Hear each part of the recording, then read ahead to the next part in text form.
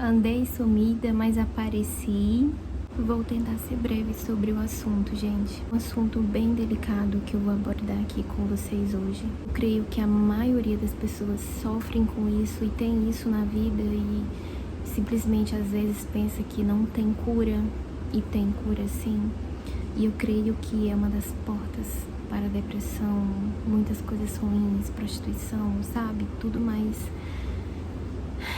E é um assunto que a maioria, os membros da igreja deveriam conversar com seus jovens, com a juventude, né, para que não cresça nisso, e casais também, para que ensinem os seus filhos, eduquem os seus filhos, para que não venham ser escravos, aborde esse assunto na idade correta, né, para que seus filhos não venham ser escravos disso. O tema de hoje é como fugir da imoralidade sexual e ser liberto da prostituição.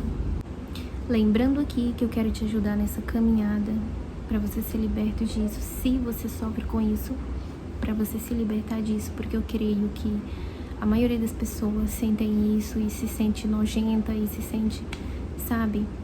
Então, a primeira coisa, o que eu quero com esse vídeo é te ajudar. E quero que você seja muito verdadeiro consigo mesmo e com Deus. Primeira coisa, primeiro passo que você vai fazer, você vai revelar o seu pecado a Deus. Então, Ana, mas eu não vou para a igreja. Isso não tem nada a ver com casa de oração. Isso tem a ver com você, com o seu templo, que é o seu corpo, e templo e morada do Espírito Santo. Você tem que confessar o seu erro a Deus. Então, anda, mas como que eu vou falar? Como se você estivesse falando com uma pessoa frente a frente. Para falar com Deus, eu sei que muitas pessoas têm esse tabu de, não, vou só falar com Deus, tem vergonha de falar com Deus sobre essas coisas. Gente, Deus fez todos nós. Deus sabe cada parte do nosso corpo, as nossas necessidades, o que sentimos, o que Deus é quem nos fez, e Ele sabe das nossas falhas, então Ele quer que a gente confesse. No vídeo anterior eu falei sobre isso, sobre confessar o erro a Deus. Então vamos lá. O primeiro passo para você ser liberto da imoralidade sexual, você tem que confessar o seu erro a Deus. Quando falamos para Deus sobre algo que está acontecendo na nossa vida, a gente está dando permissão para que Deus venha agir com todo o seu poder e grande glória na nossa vida. Então, se a gente está feliz, nós temos que contar a Deus. Se a gente está triste, a gente tem que contar a Deus. E se a gente tem algo que está nos incomodando, impedindo com que a gente venha crescer mentalmente, a mesma coisa, você vai falar para Deus. E se você sabe a raiz do problema, porque eu creio que isso, gente, é a raiz da maioria dos problemas da humanidade, é a questão da imoralidade. Eu estou falando sobre todos os aspectos de imoralidade. Pornô, sabe? Mastur, sobre esses aí, né? Temos que confessar o nosso erro a Deus. Amanda, mas se eu chegar, eu estou orando, mas se eu chegar a cometer o erro, não conseguir me segurar, e eu chegar a acabar cometendo, fale com Deus. Aconteceu? Aconteceu. Fale com Deus. Senhor, eu errei, me perdoa. Seja franco e verdadeiro consigo mesmo e com Deus. Isso envolve uma batalha espiritual muito grande, muito grande. E você pode ser tentado, né, no caso, se alguém sofre com isso, que está assistindo esse vídeo, a pessoa pode ser tentada, porque o que o inimigo quer é que a gente seja escravo do sistema, é que a gente seja escravo disso aqui, da nossa carne. E nós não podemos nunca fazer as nossas vontades, as vontades da nossa carne, as vontades do sistema, entendeu? Se acostumar com isso, porque isso faz muito mal à nossa saúde mental. Isso faz muito mal à nossa mente, nosso cérebro, que e constantemente está em desenvolvimento, principalmente quando surge isso numa adolescência, que a mente está ali, a nossa mente está em constante desenvolvimento, mas quando nós estamos na fase da adolescência, a mente está um turbilhão de emoção. Agora imagina um jovem ou uma criança viciado nisso. Um dia desse, gente, eu vi um vídeo de uma moça falando que uma colega dela tinha uma filha de 5 anos que estava viciada, gente, viciada em 5 anos de idade. Eu fiquei muito chocada com isso. É sério, eu já fiz tanta... Graças a Deus, assim, Deus blindou a minha mente em relação a esses assuntos. Deus, ele blindou a minha mente conforme o tempo que eu ficava muito chocada com isso, eu ficava muito pensativa. Como eu tive síndrome do pânico durante a fase dos meus 5 anos até 13 anos de idade, era muito forte.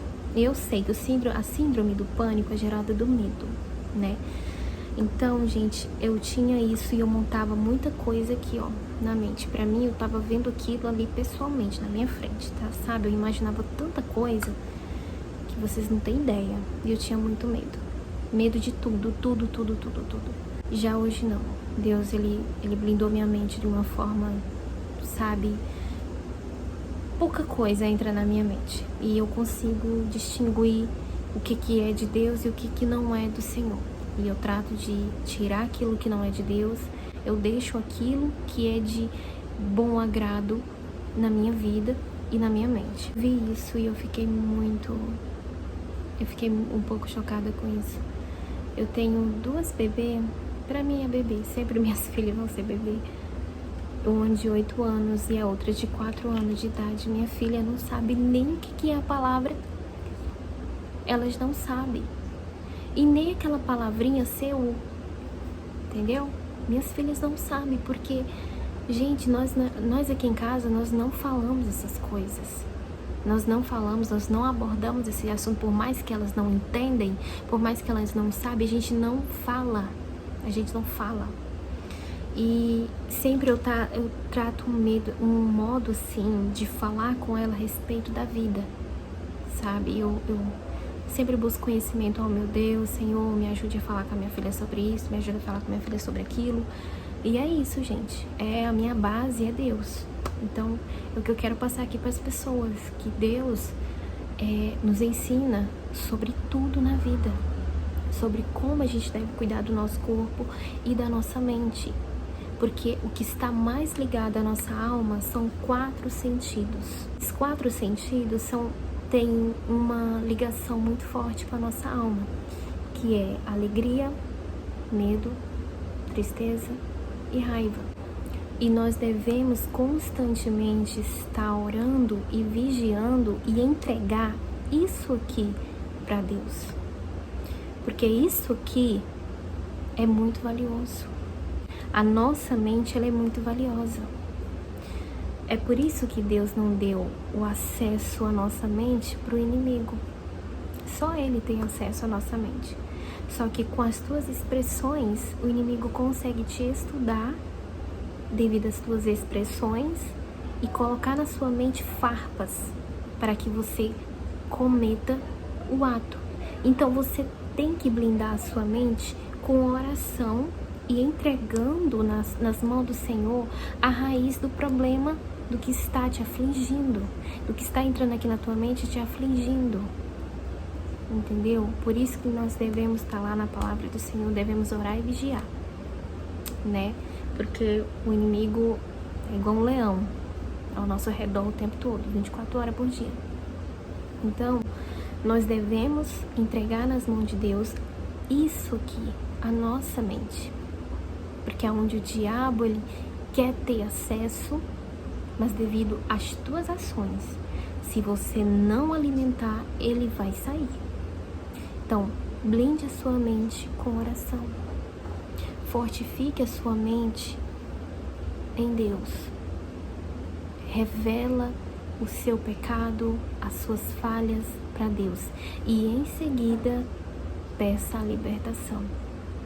Todos os dias você fazendo isso, você pode ter absoluta certeza que você vai ser liberto, sem ao menos você perceber que você está liberto. Então, gente, esse era o assunto que eu queria passar aqui pra vocês.